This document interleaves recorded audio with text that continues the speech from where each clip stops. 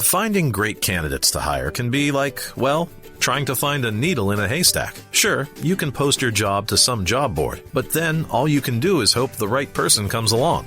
Which is why you should try ZipRecruiter for free at ZipRecruiter.com/zip. ZipRecruiter doesn't depend on candidates finding you. It finds them for you. Its powerful technology identifies people with the right experience and actively invites them to apply to your job. You get qualified candidates fast. So while other companies might deliver a lot of hay, ZipRecruiter finds you what you're looking for. The needle in the haystack. See why 4 out of 5 employers who post a job on ZipRecruiter get a quality candidate within the first day. ZipRecruiter, the smartest way to hire. And right now, you can try ZipRecruiter for free. That's right, free at ZipRecruiter.com/zip. That's ZipRecruiter.com/zip. ZipRecruiter.com/zip.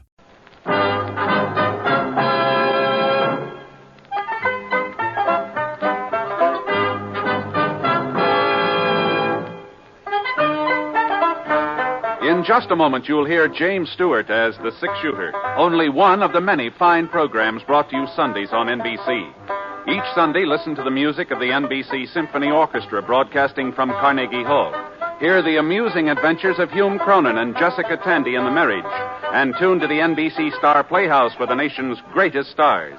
It's a lineup of wonderful programs, all of them heard only on NBC. James Stewart as the six-shooter.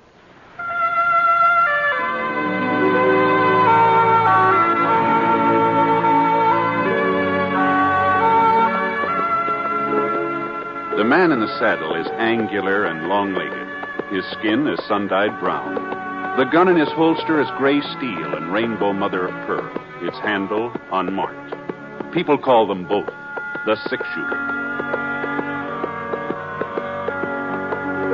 The NBC Radio Network presents James Stewart as the six-shooter, a transcribed series of radio dramas based on the life of Britt Ponsett, the Texas plainsman who wandered through the Western Territories, leaving behind a trail of still-remembered legends.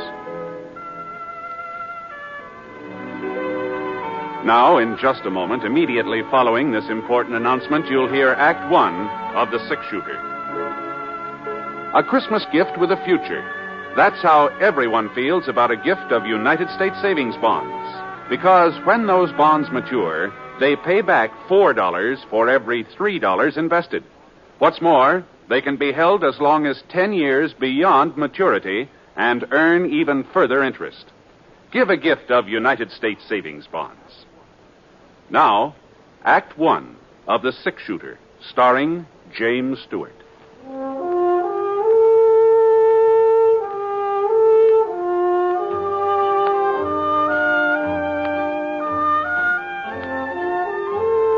Expected to stay over in Smoke Falls, but when I stopped off to see old Dad Somerset and found him all crippled up with lumbago, well, of course, he didn't ask me to look after his stock, but I could see he sure wanted me to, so... Well, a couple of weeks later, he began feeling better, so I started thinking about moving on. It was nearly 5 o'clock in the afternoon that day. The sun just spilled over the top of Eagle Mountain when the buckboard pulled into the yard. Mr. Ponsett? Oh, evening, ma'am. Mr. Ponsett, I'm Grace Proudly. Oh, pleased to meet you, Miss Proudly. I've been meaning to come out and see how Mr. Somerset's been getting along, but I just never have a minute's free time. It's canning season, you know. Yes, ma'am. Well, Dad's feeling much better. If you'd like to talk to him, he's right in. No, just say that I asked for him. As a matter of fact, it's you I want to talk to, Mr. Ponsett. Oh? You see, I'm president of the Ladies' Aid Society of Smoke Falls. Uh-huh. We're affiliated with the church and do lots of charity work, Christmas baskets and things like that, you know. All the best ladies in town are members, and we don't just take in everybody either. Well, Now, this is what I'm getting at, Mr. Ponsett. Tonight's our box supper and square dance. It's an annual event. Mr. Simpling always loans us his barn for the occasion. I've spent the whole afternoon helping with the decorations. Now, Polly Sullivan, that's Wade Sullivan's wife, she's chairman of the decorating committee, but since I'm president, I felt it was my duty to give her a hand. That's what made me so late coming out here to ask you. To ask me? About attending the supper. Oh. Now, well, I'm not going to take no for an answer. Oh, but Miss Proudly... To tell you the truth, I've already told folks you were planning to come. Oh, but you shouldn't have done that. Now, after all, you're practically the first celebrity we've ever had in Smoke Falls. The auction starts at 7:30. You won't be late, will you, Mr. Pompson? Oh, but... And one more thing, would you mind wearing your gun? The men folks are especially interested in that. Get up, Sheba. Come on, someone. Oh, but, wait a minute, Miss say there, Miss Proudly. Oh, dear.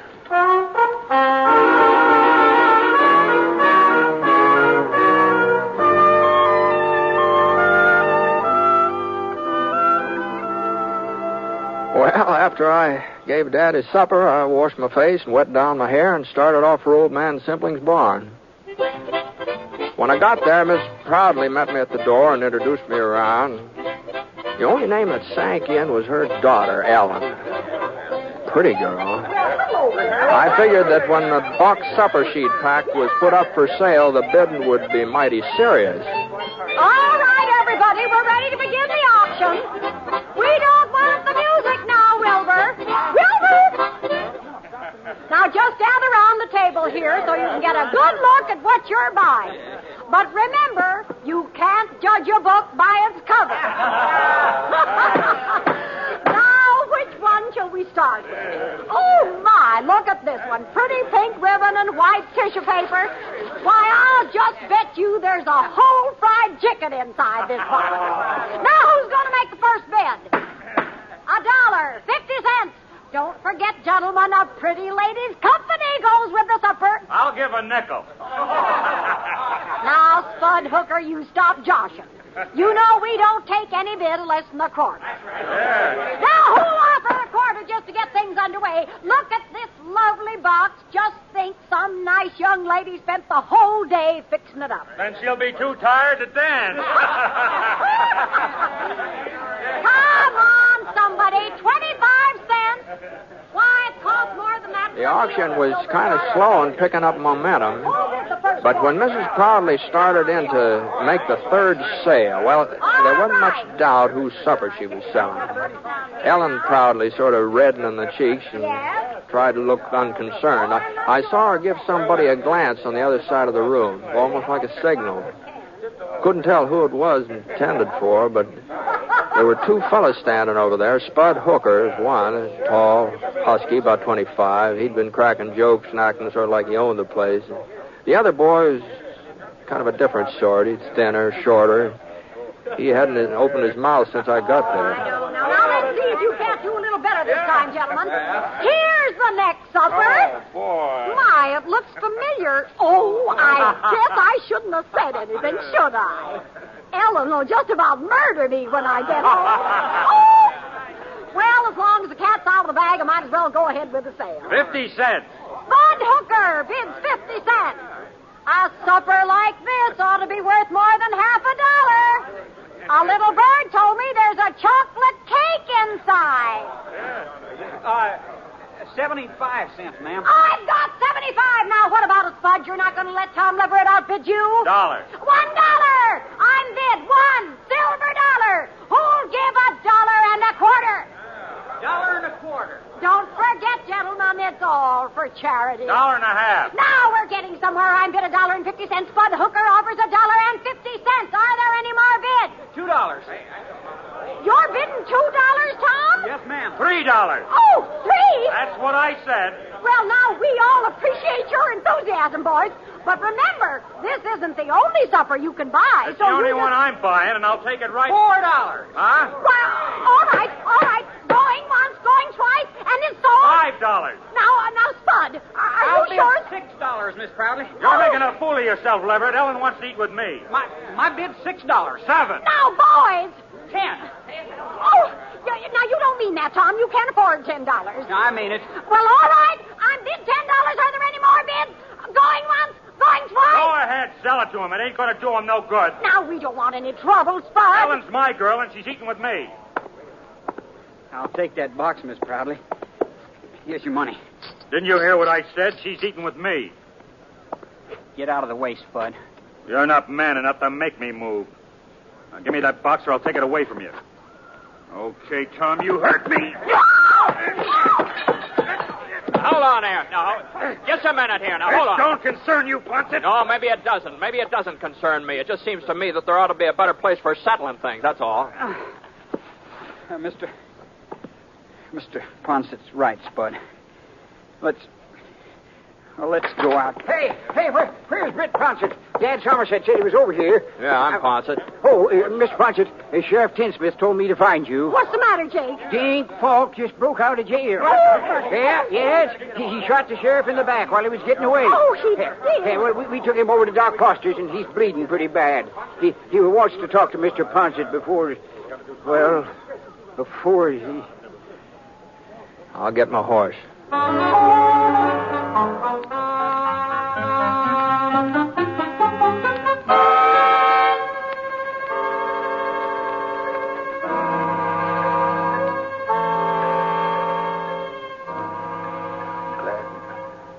Glad you got here, Britt, before... Now, what are you talking about, Ray? You're going to be all right. The doc says you'll be back on your feet again inside of a week or so.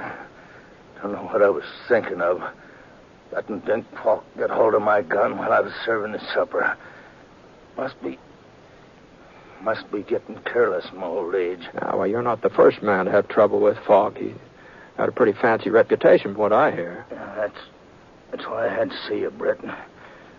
My fault he got loose, and I don't want other folks to pay for my mistakes. Well, what do you mean? I know this town, Brett. I'll get a posse together and start after Falk. Well, that's... And they'll catch him, too. But going out in a crowd like that, he'll hear him coming. Falk's a wildcat killer, Brett. When he's cornered, he won't give up. Pick off 3 or 4 of the posse before they can close in. Well, not if they're careful. That's the trouble, though. Fellas here ain't cautious. They're bullheaded, but you'd know how to take him, Brett. No, I ain't saying it's your duty. You don't even live in Smoke Falls, but you could capture Falk without him having a chance to... No, I'm afraid you're giving me too much credit, Ray. If you want somebody to go along, any of the boys... Sure, I know that, I'd be mighty grateful, Brett. The folks here have been good to me. Wouldn't like to leave them thinking that because of me, because of what I did, some of them was going to... No, you better take it easy. Just I take know it easy. It's asking a lot. Falk's a good shot. A wildcat killer. It's asking...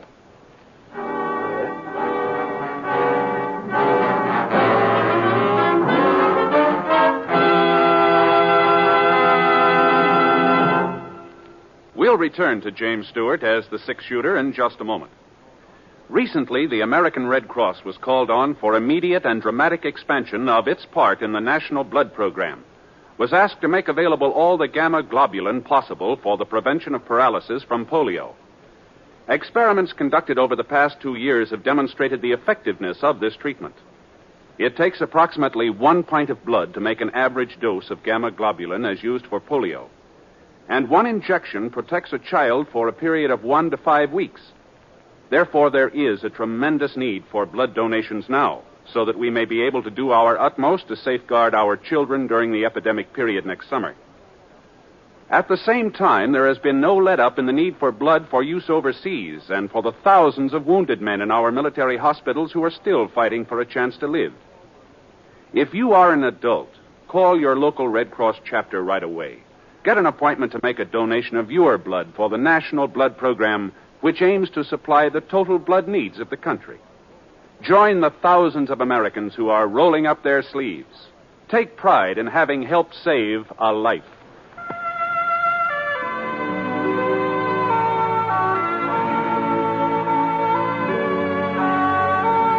Now, Act 2 of The Six-Shooter, starring James Stewart as Britt Ponsett.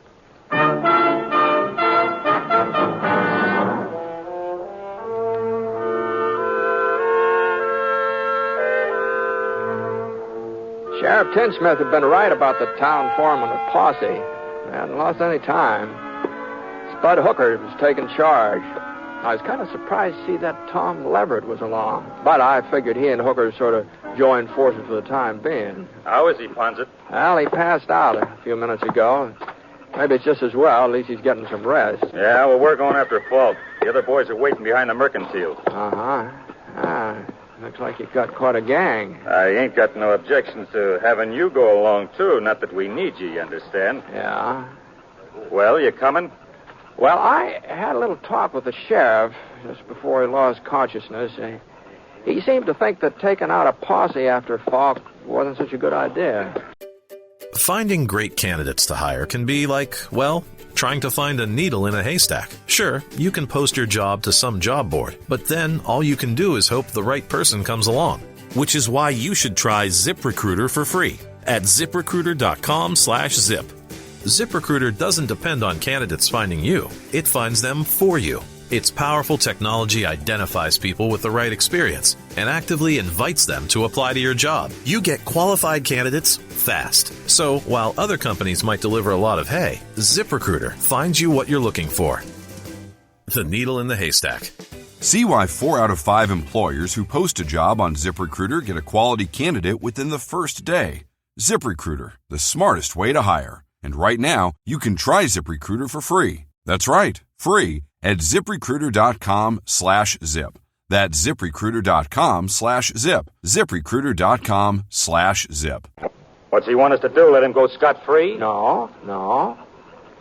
Sheriff Tinsmith sort of suggested maybe 1 or 2 men would have a better chance of catching him. They can make faster time, maybe sneak up on Falk unaware. Oh, yeah? Yeah. Well, it's okay with me. You going to be one of the boys who goes after him, Ponsett? Well, I hadn't exactly made up my mind. You better make it up faster. I'll take somebody else. Oh, I see. Well, in that case, Whoa, boy.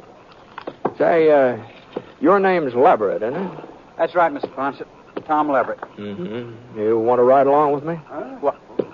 Why, sure. Wait a minute here. I thought you said 1 or 2 men. Mm-hmm, I did. Well, we don't need Leverett then. Well, I tell you, I sort of figured maybe you ought to stay in town, Hooker.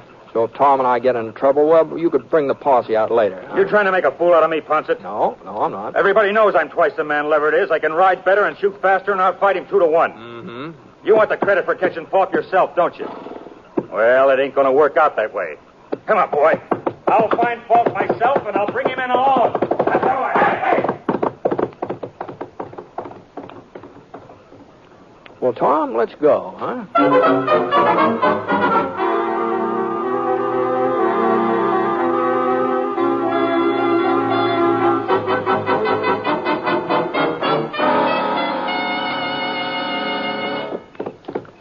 Falk's trail headed west, up toward Eagle Mountain. And the moon was out, sort of a half moon, but it gave us enough light so we could follow the hoof prints Falk's horse had left. Along about midnight, we spotted another trail, fresher. It couldn't have been more than a couple of minutes old. It cut in from one side and then went on ahead in the same direction Falk was riding. You see that, Tom? Yeah. Looks like Spud Hooker took a shortcut. Yeah. You reckon he'll beat us to him? Oh, you never know. Never know. If he does, he might save us some grief, wouldn't he, huh? You're not anxious to tangle with Falk, are you, Mr. Ponsett? No, I'm not anxious to tangle with anybody, Tom. But I thought, well, you brought in other outlaws before. Oh, some. Not as many as folks think, but I've never enjoyed tangling with any of them. Why'd you pick me? Spud's right. He is twice the man I am. That's shooting, maybe. Yeah. But there's more to trailing a killer than being able to shoot. You know, lots of times it's more important for a man to know when not to shoot, you know. Huh? Yeah. Fellow's itching to pull a trigger like Spud. Well, he's apt to pull it too soon. And, hey, look at that. The moon's going down. We might as well get some shut-eye. Whoa, boy. Oscar. You couldn't see the trail anyway. Spud won't be stopping for sleep. No, don't suppose he will. That's another reason I picked you. I kind of figured he'd want to keep pushing on all night. And, doggone it, God, along about this time, I just get tired.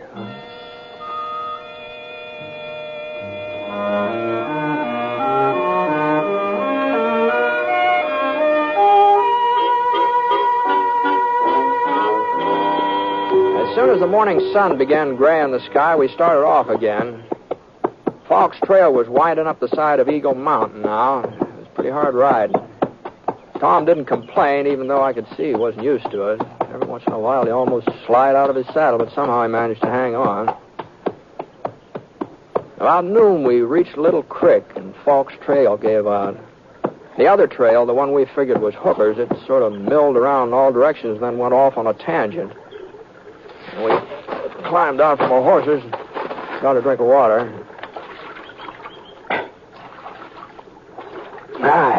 It tastes good, doesn't it? It sure does. You ever been out this way before, Tom? Oh, yeah. Not for the last couple of years, though. Any cabins around, place a man could hide out? Well, not that I remember. You think we're getting close to him?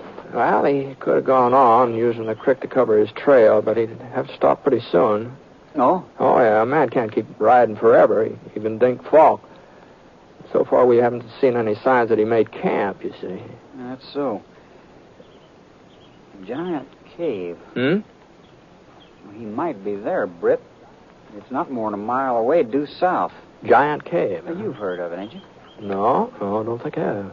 Well, it'd be a perfect spot for a man to hole up. Nobody knows for certain just how far back into the mountain the cave really goes. Some scientific fellows tried to explore it last summer, but, well, their lanterns gave out before they come to the end. Well, it sounds like something we ought to see even if Falk isn't there. Come on, let's go and have a look.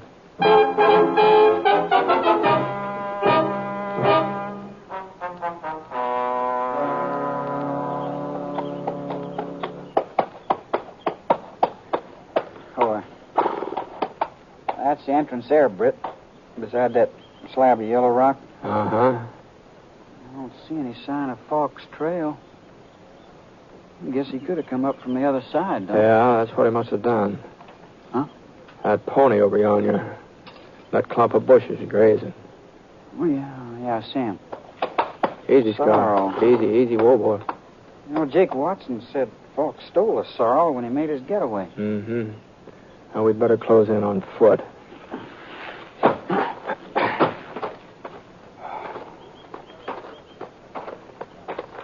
We tethered our horses on a couple of spruce saplings, moved into the cave entrance. It wasn't a very big hole. We had to sort of bend over and crawl through it. But the room on the other side, it must have been 100 feet long, 50 feet wide. The walls were sheer rock, sort of rainbow-colored, so smooth you'd have thought somebody had been polishing them. And then the light behind us got down to a pinpoint.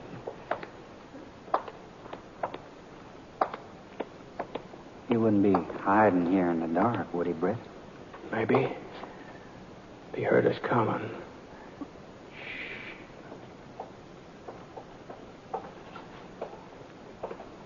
Somebody up ahead. Yeah. You got your gun ready? Uh-huh. Now, don't use it unless you're pretty sure of hitting something. If we start shooting, it'll just help his aim. Okay. All right, now back up against the wall here behind you.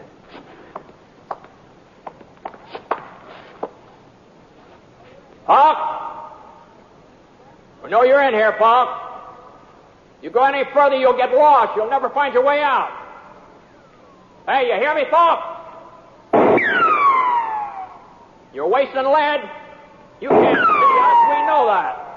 You can't see me neither. We don't have to. You've got to come out sooner or later, and we'll be waiting. All right, we're going to leave you now, Falk. We're going outside and wait. Hey, where you are? You giving up? No, I ain't.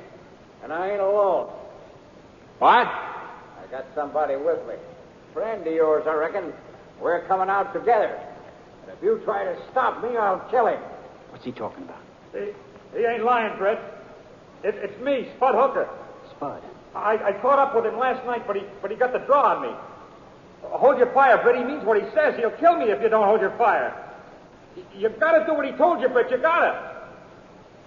All right, Falk, come on. Start backing up towards the entrance.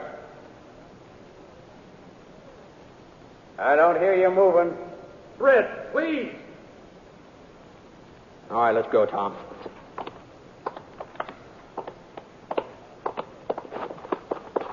We backed out into the daylight, Tom and me, and waited for them. About a minute later, Spud Hooker marched through the mouth of the cave, half scared to death. Dink Falk was right behind him, holding a .45 aimed at the small of Spud's back. I was pretty sure he wouldn't hesitate to pull the trigger either. Sheriff Tinsmith was right. He's just a wildcat killer. He had that stampede look in his eyes as he stood there blinking against the sun. Same kind of a look you see in a steer when the herd's shoving him along. You can't stop or be trampled to death. Hang off your guns. Both of you. Take them off or I'll fix your friend here. Falk gave Spud a shove with his gun and he jumped forward. There was an opening now between him and Falk. The next thing I knew, Tom dived forward. Get out, Spud! Tom tackled Spud and he rolled over. The bullet missed him, but Tom was in range and he took it. Falk aimed to fire again, and I managed to get my gun out. Bullet hit his thigh and spun him around. Then his leg buckled and he fell face down. He hadn't let go of the pistol yet. He started to bring it up. Drop it, Falk! For a second, his finger went right on squeezing the trigger, but no, he just didn't have the strength. Tom? Tom, you all right? Sure. Yeah, it's hardly bleeding. I should have let Falk alone. I should have let you handle him, Britt. Well, I don't know. Looks to me like Tom did most of the handling around here. I mean, if it hadn't been for him, you know, I guess I had you figured wrong, Tom. I never thought you'd be the one to save me, but... I wasn't saving you, Spud. Huh? I don't like you. I never did.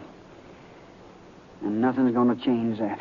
Then why? I like Ellen. I like her a lot, but... well, she's in love with you. If you got yourself killed, it would just hurt her and wouldn't do me no good.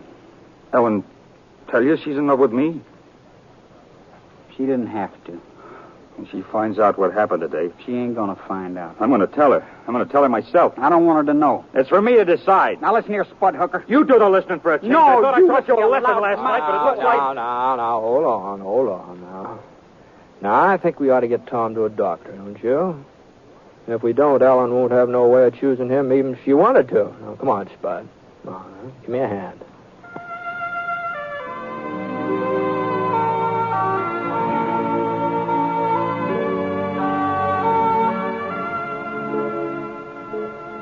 We tied Falk onto the back of his pony and started off for town.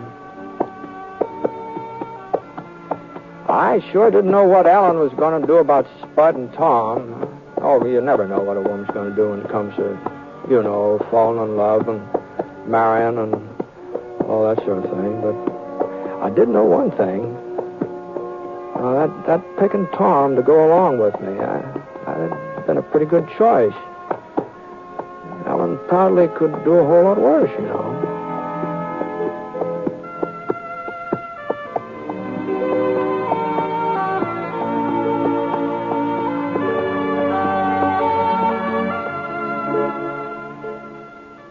Ladies and gentlemen, the tradition of religious freedom and of religious worship in America goes back to the very founding of our country.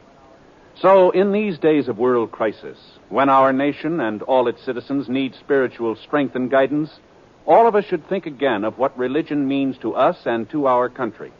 For it's religious faith that makes our way of life possible. During November, people of many faiths are joining in a great Religion in American Life campaign. So, whatever your faith may be, you are asked to join in this campaign. Be sure to attend and support the church or synagogue of your choice. And if you have children, by all means, light their life with faith. Bring them to worship this week.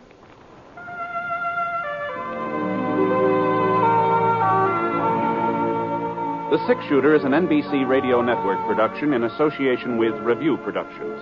It is based on a character created by Frank Burt, and the transcribed story is written by him. Mr. Stewart may currently be seen in the Universal International picture Thunder Bay. Others in the cast were Jeanette Nolan, Frank Gerstle, Robert Griffin, Forrest Lewis, and Sam Edwards. Special music for this program was by Basil Adlam, and the entire production is under the direction of Jack Johnstone. All characters and incidents were fictitious, and any resemblance to actual characters or incidents is purely coincidental. And incidentally, a great many of our friends have written in to thank us for putting the Six Shooter on the air. And a surprising number of letters have requested the name of the theme you are listening to right now and where it might be obtained. Well, we're sorry, but it is music that has been recorded exclusively for broadcast and is therefore not available for home use. But we are grateful nonetheless to all of you who have written. Your kind letters are always welcome. This is Hal Gibley speaking.